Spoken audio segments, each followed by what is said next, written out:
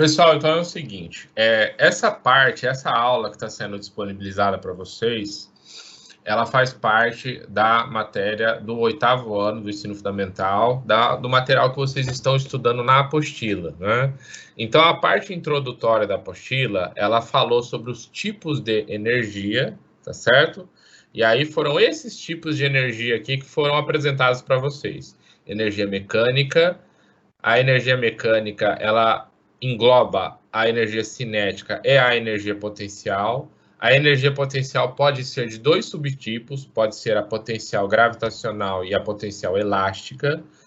Depois nós temos a energia elétrica, energia térmica, energia química, energia luminosa e energia sonora. Né? Então, nas aulas anteriores, eu apresentei para vocês cada um desses tipos de energia.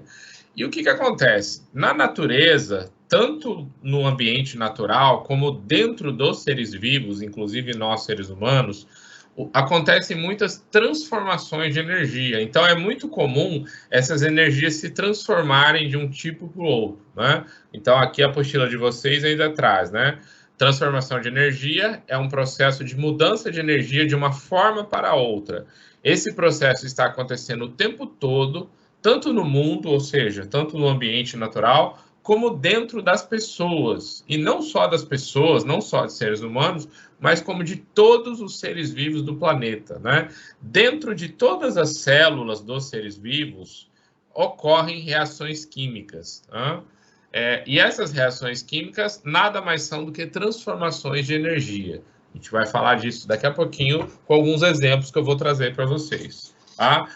O primeiro exemplo, né, é uma transformação química importantíssima que acontece no nosso planeta, é a fotossíntese, né?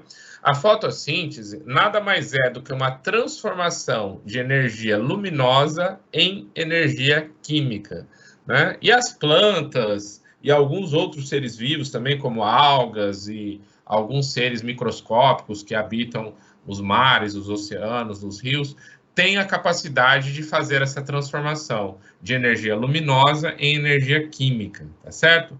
Nesse processo, esses seres vivos possuem uma substância química chamada de clorofila, e a clorofila, ela tem a capacidade de absorver a energia luminosa, que no caso, nós temos o Sol como uma estrela relativamente próxima do planeta, né?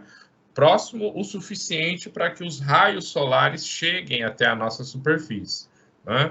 Então, essa energia solar, né, essa energia luminosa vinda do Sol, ela é absorvida por essa clorofila, né, por essa substância química chamada clorofila, e aí dentro das células dos vegetais ocorre uma reação química que envolve gás carbônico, água, sais minerais. E o produto dessa reação química é o gás oxigênio, que esses seres vivos vão liberar para a natureza e muitos seres vão usar para respiração. Só que aí dentro da planta, dentro desse ser vivo, vai ficar armazenado uma substância química chamada de glicose, que nada mais é do que um carboidrato simples.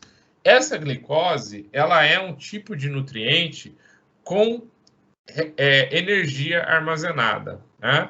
Energia essa que depois vai ser utilizada por outros seres vivos que vão se alimentar de seres que que realizaram a fotossíntese, né?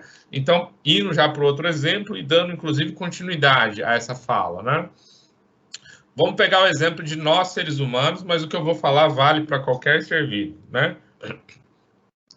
Toda vez que a gente consome os alimentos, né, o nosso organismo, ele vai digerir esses alimentos. Quando chega no nosso intestino, esses nutrientes são absorvidos para a nossa corrente sanguínea e o nosso sangue vai carregar esses nutrientes pelo nosso corpo e vai levá-los até todas as nossas células, né?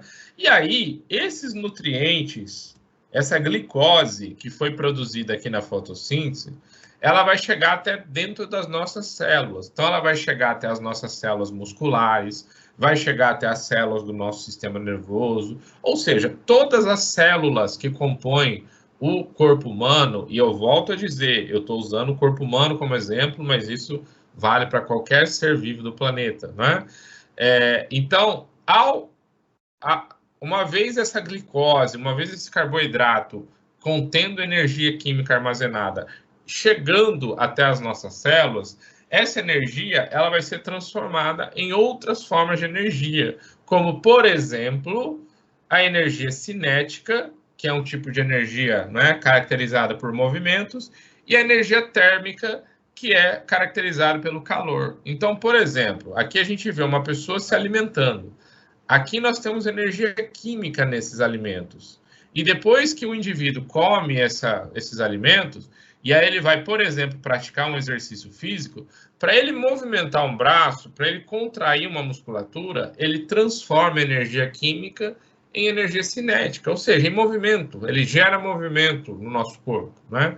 Nada mais é do que uma transformação de energia química para energia cinética, só que, assim como praticamente todos os sistemas, eu vou falar disso daqui a pouquinho, também ocorre uma parte da energia se transforma também em energia térmica, que é o calor que o corpo humano vai produzir. Por isso que quanto mais movimentação a gente faz, né, como por exemplo uma atividade física, mais esquenta o nosso corpo, e aí o nosso corpo vai transpirar numa tentativa de resfriar o organismo, né? Então, o indivíduo que faz uma caminhada, o indivíduo que faz uma corrida, ele está transformando energia química que está dentro do seu corpo, proveniente dos alimentos, em energia cinética, que é o movimento que ele está praticando, e energia térmica, que é o calor que você vai sentir, né, no aquecimento do corpo dessa pessoa. Tá? Um outro tipo de transformação de energia muito comum e muito importante na nossa sociedade é a produção de energia elétrica aqui no Brasil. Né? Nós vimos isso no mês passado, né, no mês de agosto, quando nós estudamos lá as fontes de energia renováveis e não renováveis, nós falamos de energia produzida a partir da força da água, né? E aí eu disse para vocês que aqui no Brasil a maior parte da energia elétrica vem desse tipo de fonte. Na verdade, o que é a força da água? Né? Essa água, ela seguiu um ciclo natural de chuvas, né? Então, a água evaporou, formou nuvens, choveu, essa água da chuva penetrou no solo, formou lençóis subterrâneos, e esses lençóis, em determinados locais, eles submergem novamente, caracterizando as nascentes dos rios, né? E aí vão se formando os rios. Isso é uma aula básica de geografia, né? E de ciências, uma parte da geologia que também estuda-se em ciência, né? Vocês já devem ter visto isso em séries anteriores, que todo rio se forma a partir de uma nascente de água. Pessoal, e qual é o trajeto natural da água? Ela sempre vai procurar a parte mais baixa. Então, quando você joga uma água no chão, se você pegar um copo de água, um balde de água e jogar no chão, essa água ela vai sempre querer escorrer para a parte mais baixa do solo. E isso, a gente está vendo movimento, né? A gente não está vendo a água se movimentando. Então, nós temos ali energia potencial do tipo gravitacional, porque é a gravidade que vai fazendo a água ir para a parte mais baixa do planeta, sendo transformada em energia cinética, ou seja, o movimento da água, né?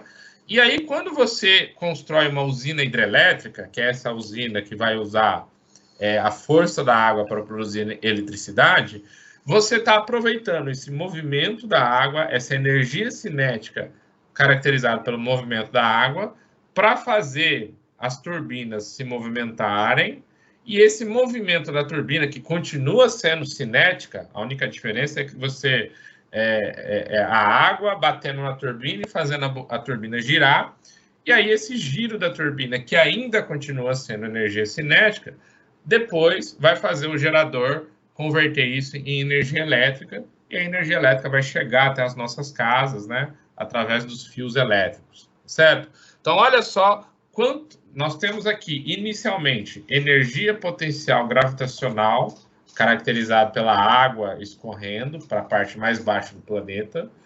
Esse movimento transforma-se em energia cinética, que é o giro da turbina, que, por sua vez, faz o gerador funcionar e transformar esse movimento em energia elétrica, e essa energia elétrica é levada até as nossas casas, né? Então, um tipo de transformação de energia muito comum também no nosso dia a dia, principalmente aqui no Brasil, em que a maior parte da eletricidade é produzida através desse meio hídrico, tá certo? E nas nossas casas, essa energia elétrica, ela chega, né, através da rede elétrica, né, os postes, os fios, todo mundo já viu.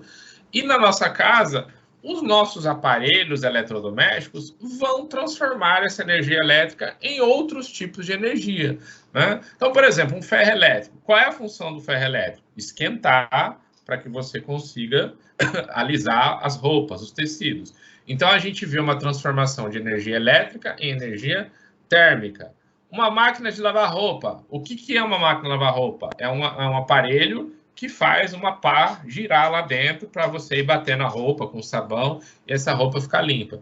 O giro da pá é um movimento, portanto, é energia cinética, né? Então, a máquina de lavar roupa nada mais é do que um aparelho eletrônico que transforma energia elétrica em energia cinética. Da mesma forma que um ventilador também é energia cinética. Um liquidificador que faz aquela hélice girar é elétrica, transformando-se em cinética. Todo tipo de equipamento elétrico que, ao ligar na tomada, ele vai desempenhar alguma função caracterizada por movimento, nós estaremos falando de energia elétrica transformando-se em energia cinética. Da mesma forma que todo aparelho elétrico, todo eletrodoméstico ligado à tomada, cuja função é produzir calor, ele transforma energia elétrica em energia térmica. E toda vez que ele vai produzir uma luz, ele transforma energia elétrica em energia luminosa, como é o caso de uma lâmpada, como é o caso de um aparelho de televisão, né, por exemplo. Bom, e aí, então, nós temos novamente aqui todos esses subtipos de energia, tá? Uma coisa importante para a gente finalizar essa aula é que todo tipo de transformação elétrica, ela nunca é 100%, ela sempre ocorre um tipo de perda. Como assim perda, professor? É porque a energia térmica, ela acaba se dissipando no planeta. Então, toda vez que algum equipamento, que alguma transformação de energia também produziu energia térmica, aquele calor produzido vai ser perdido. É uma parte da energia que se perde na natureza e não é passível de ser recuperado, né? Então, por exemplo, no caso do ferro elétrico, não, que a função já era mesmo esquentar. Mas quando a gente liga uma máquina de lavar roupa, além da energia cinética do movimento, o motor da máquina esquenta. Quando você liga um ventilador, que nem tem um girando aqui no meu teto, além do movimento das pás, ele também vai esquentar o motorzinho dele. Ou seja, é cinética com uma pequena parcela de térmica. Uma lâmpada elétrica, como essa daqui, ela gera energia elétrica transformando essa energia luminosa. Mas essa lâmpada esquenta, né? E aí, esse calor da lâmpada se dissipa no ambiente e também é perdido. Então, a lâmpada transforma energia elétrica em luminosa e em uma pequena parte de energia térmica, né? Alguns equipamentos esquentam mais, outros menos, né? Mas todos eles têm uma pequena parte de energia térmica que também se forma no processo, que aí esse calor se perde no planeta, né? E ele não é recuperado, ele acaba se perdendo nesse processo, tá?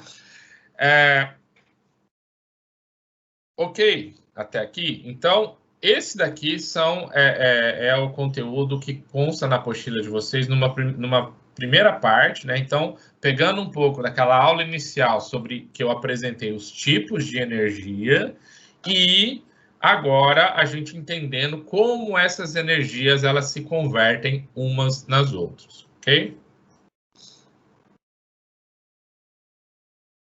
Aqui, no último slide, tem o que eu falei para vocês, né? Que durante qualquer tipo de transformação de energia, essa energia acaba sendo perdida para o ambiente, ou seja, nenhuma máquina, nenhuma transformação é 100% eficiente, né? E o mais comum é que a energia perdida se perca na forma de calor, ou seja, uma produção, uma transformação em uma pequena parte de energia térmica, né? Foi o que eu já falei para vocês. E aí ele dá alguns exemplos aqui, né? Quando a gente liga um computador, liga o motor de um carro, liga uma máquina, liga um ventilador, né? Todo o aparelho elétrico, eletrônico, todo tipo de máquina que está produzindo uma transformação de energia, ela geralmente esquenta. Umas esquentam bastante, como o motor de um carro, outras esquentam um pouquinho menos, como é o caso de uma televisão, né? Que a gente põe a mão ali atrás, a gente sente um calorzinho, mas todas elas esquentam, né? E esse esquentar do aparelho eletrônico é justamente a perda de energia que está tendo ali nas transformações, ok?